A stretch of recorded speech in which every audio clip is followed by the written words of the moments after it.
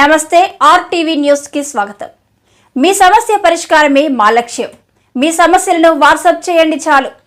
9492726238.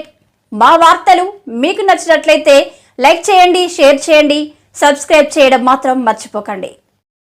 చింతపల్లిలో యువజన కాంగ్రెస్ రాష్ట్ర అగ్రనేతలు రాకపో దిగ్విజయంగా నౌకరీదో నసా నహీ అండ్ శక్తి అభియాన్ మహిళా సాధికారత ఆందోళన. అల్లూరి జిల్లా చింతపల్లి మండలం కాంగ్రెస్ పార్టీ కార్యాలయంలో యూత్ కాంగ్రెస్ జిల్లా అధ్యక్షులు మోస్య ప్రేమ్ కుమార్, ఉపాధ్యక్షుడు కొర్ర సూరిబాబు ఆధ్వర్యంలో యూత్ కాంగ్రెస్ జిల్లా కార్యవర్గ సమావేశం నిర్వహించారు. ఈ కార్యక్రమానికి ముఖ్య అతిథులుగా యూత్ కాంగ్రెస్ జాతీయ కార్యదర్శి ఏపీ ఇన్ఛార్జ్ మమతా నాగిరెడ్డి పాల్గొనమే మాట్లాడుతూ రాష్ట్రంలో డ్రగ్స్ వినియోగం తగ్గించాలని, యువతకి మాదక ద్రవ్యాల నిర్మూలన, ఉద్యోగ ఉపాధి కల్పన ప్రభుత్వం కల్పించాలంటూ నిరసన తెలుపుతూ ప్లై కార్డు ప్రదర్శన చేస్తూ ర్యాలీ నిర్వహించారు. శక్తి అభియాన్ కార్యక్రమం ద్వారా మహిళలకు రాజకీయ అవకాశాలు, మహిళా నాయకత్వాన్ని స్పందించే విధంగా ఉంటుందని తెలియజేశారు. రామారావు మాట్లాడుతూ నౌకరీదో నషా నహీ కార్యక్రమం ద్వారా యువతని మాదక ద్రవ్యాలకు దూరంగా చేసి ఉన్నత ఉద్యోగాలు వచ్చే విధంగా పోరాటం చేస్తామని తెలిపారు. ఈ కార్యక్రమంలో రాష్ట్ర అధ్యక్షులు రామారావు, ఏపీ జనరల్ సెక్రటరీ ఆదివాసీ విభాగ అబ్జర్వర్ పాసిపెంట శాంతకుమారి, అల్లూరి మన్యం జిల్లా అధ్యక్షులు శతక బుల్లిబాబు, అరకు నియోజకవర్గం కోఆర్డినేటర్ శెట్టి గంగాధర్ స్వామి పాల్గొన్నారు. వేదిక మీద ఉన్నటువంటి జిల్లా అధ్యక్షులు బుల్లిబాబు గారికి, రాష్ట్ర జనరల్ సెక్రటరీ శాంతకుమార్ గారికి, అలాగే జిల్లా యువజన కాంగ్రెస్ అధ్యక్షుడు ప్రేమ్ కుమార్ గారికి, శివ గారికి, అలాగే వైస్ ప్రెసిడెంట్ సూరిబాబు గారికి, all India youth Congress secretary అయినటువంటి శ్రీ మమతా మేడం గారికి ముందుగా నమస్కారాలు తెలియజేసుకుంటూ, నా పేరు లక్కరాజు రామారావు, రాష్ట్ర యువజన కాంగ్రెస్ అధ్యక్షుడు. ఈరోజు ఆంధ్రప్రదేశ్ యువజన కాంగ్రెస్ ఆధ్వర్యంలో జరుగుతున్నటువంటి రాష్ట్ర పర్యటనలో భాగంగా ఈరోజు ఏఎస్ఆర్ జిల్లా అరకు పార్లమెంట్లో చింతపల్లి గ్రామానికి విచ్చేసాము. ఏదైతే ఈ రాష్ట్ర పర్యటనలో భాగంగా ఇక్కడికి వచ్చామో రెండు ముఖ్య అంశాలను తీసుకున్నామండి.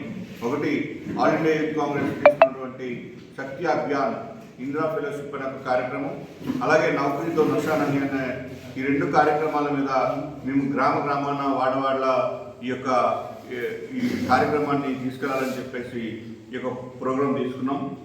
ఇది ఇందిరా ఫెలోషిప్ అలాగే నౌకరీతో నషా నహీ ఈ రెండు కార్యక్రమాన్ని తీసుకోవడం జరిగింది.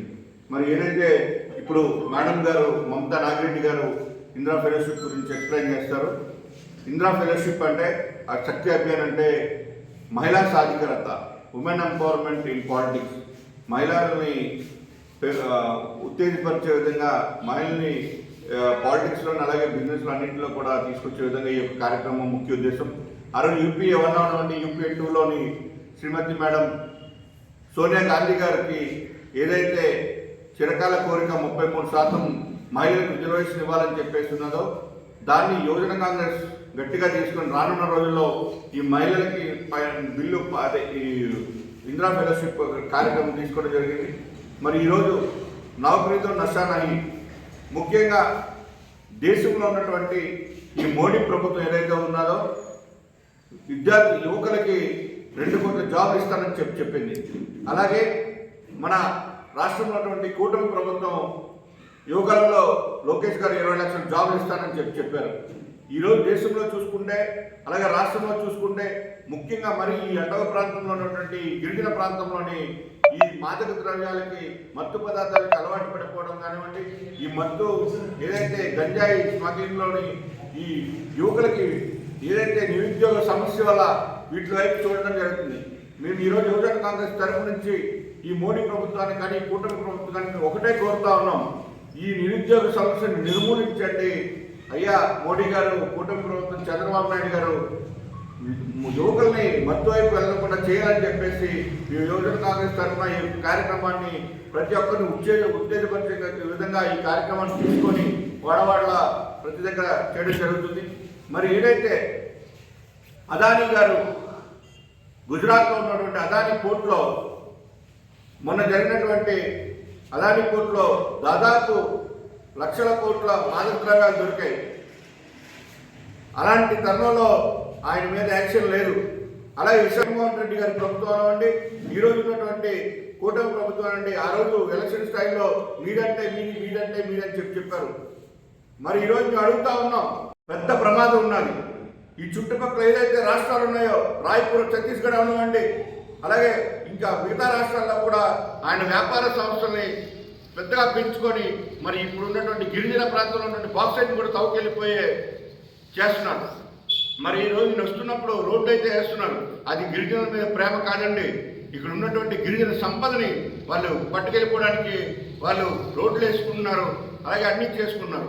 గిరిజనులందరూ ఒక్కటే గమనించాలి, మన ఉవ్వెత్తున మనందరం కూడా పోరాటం చేయకపోతే రేపు రానున్న రోజుల్లో ఈ సుందరమైనటువంటి గిరిజన ప్రాంతాన్ని కాలుష్య ప్రాంతంగా అయిపోతుంది. మీరు గమనించాల్సిన బాధ్యత ఉన్నదని చెప్పి తెలియజేసుకుంటా ఉన్నాం. మరి ఈరోజు జీవో నెంబర్ 3 గురించి మాట్లాడుతున్నాం.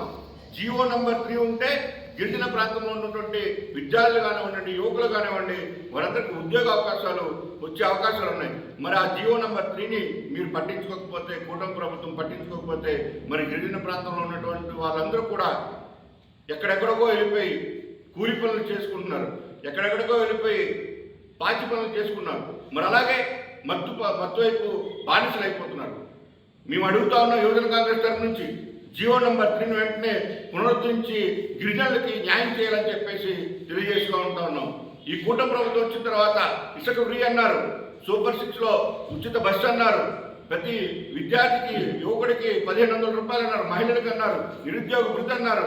అలాగే చూసుకుంటే చాలా అని చెప్పారు, ఉచిత గ్యాస్ అన్నారు. మరి ఈరోజు చూసుకుంటే విద్యుత్ ఛార్జీలు పెంచేసి సర్ఛార్జీలు అని చెప్పేసి గత ప్రభుత్వం 35,000 కోట్ల రూపాయలు 5 సంవత్సరాలు చేస్తే మీరు 6 నెలల్లో సుమారు 18,000 కోట్లు పెంచడం జరిగింది. ఇది ప్రతి సామాన్యుని మీద పడుతున్నటువంటి భారాన్ని తగ్గించే బాధ్యత కూటమి ప్రభుత్వానికి ఉన్నది. అలాగే ఉచిత సిలిండర్లు అన్నారు, దీపం పథకం 2 అన్నారు. వారి దీపం పథకం 2కి అర్థం ఏంటంటే వాళ్ళు 2 కొవ్వొత్తులు ఇచ్చి మనం అంధకారంలో బతకడమే ఆ దీపం పథకం 2. అలాగే ఈరోజు విశాఖపట్నం స్టీల్ ప్లాంట్ ఈ ఉత్తరాంధ్ర జిల్లాలకే మణిహారం అయితే, విశాఖపట్నం స్టీల్ ప్లాంట్కి సంబంధించి ఈ అరకు జిల్లాలో, ఈ ఏఎస్ఆర్ జిల్లాలో అత్యున్నత సంబంధాలు ఉన్నాయి. చాలామంది అక్కడ జాబులు చేసుకుంటున్నారు, ఉద్యోగస్తులు ఉన్నారు. కానీ ఈరోజు మోడీ గారు దాన్ని ప్రభుత్వ సంస్థ నుంచి ప్రైవేట్ పరం చేద్దామని చూస్తున్నారు. మోడీ గారికి ఒకటే చెప్తా ఉన్నాం, మీరు 29వ తారీఖున విశాఖపట్నం జిల్లాలో అడుగు పెట్టాలంటే మీరు ఢిల్లీలో విశాఖపట్నం స్టీల్ ప్లాంట్ ప్రైవేటీకరణ చేయమని చెప్పేసి మాట స్టేట్మెంట్ ఇచ్చిన తర్వాతే మీరు విశాఖపట్నం జిల్లాలోకి రావాలి, లేదంటే మోడీ గారిని అడ్డుకుంటాం.